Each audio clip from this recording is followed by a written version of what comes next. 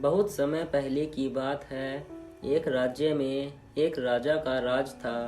वह अक्सर सोचा करता था कि मैं राजा क्यों बना। एक दिन इस प्रश्न का उत्तर प्राप्त करने उसने अपने राज्य के बड़े बड़े ज्योतिषियों को आमंत्रित किया।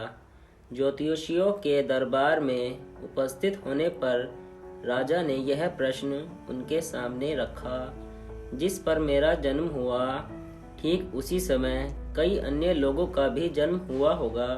उन सब में मैं ही राजा क्यों बना? इस प्रश्न का उत्तर दरबार में उपस्थित कोई भी ज्योतिषी नहीं दे सका।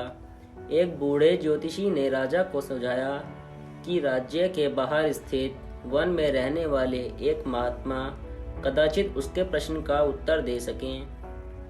राजा तुरंत उस महात्मा से मिलने वन की ओर निकल पड़ा। जब वह महात्मा के पास पहुंचा तो देखा कि वो अंगारे खा रहे हैं। राजा घोर आश्चर्य में पड़ गया, किंतु उस समय राजा की प्राथमिकता अपने प्रश्न का उत्तर प्राप्त करना था। इसलिए उसने इधर उधर की कोई बात किए बिना अपना प्रश्न महात्मा के सामने रख दिया। प्रश्न सुन महात्मा ने कहा, राजन, इस समय मैं भूख से बेहाल हूँ। मैं तुम्हारे प्रश्न का उत्तर नहीं दे सकता। कुछ दूरी पर एक पहाड़ी है, उसके ऊपर एक और महात्मा तुम्हें मिलेंगे। वे तुम्हारे प्रश्न का उत्तर दे देंगे। तुम उनसे जाकर मिलो। राजा बिना समय व्यर्थ किए पहाड़ी पर पहुंचा। वहां भी उसके आश्चर्य की सीमा नहीं रही जब उसने देखा कि वहां वह महात्मा चिमटे से नोच नोच कर अपना ही मांस खा रहे हैं। राजा ने उनके समक्ष वह प्रश्न दोहराया। प्रश्न सुनकर महात्मा बोले, राजन, मैं तुम्हारे प्रश्न का उत्तर नहीं दे सकता। मैं भूख से तड़प रहा हूँ। इस पहाड़ी में नीचे एक गांव है। वहाँ 5 वर्ष का एक बालक रहता है। वह कुछ ही देर में मरने वाला है।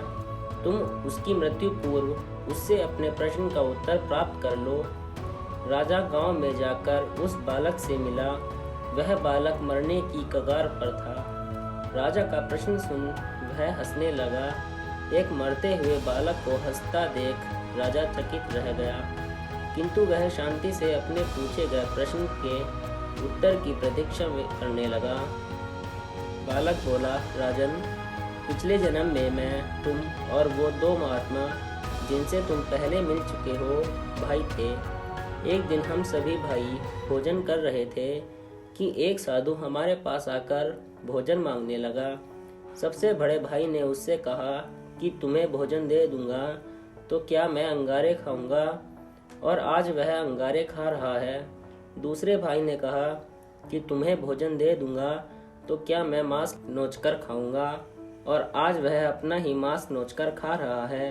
साधु ने जब मुझसे भोजन मांगा तो मैंने कहा कि तुम्हें भोजन देकर क्या मैं भूखा मरूंगा, और आज मैं मरने की कगार पर हूँ, किंतु तुमने दया दिखाते हुए उस साधु को अपना भोजन दे दिया।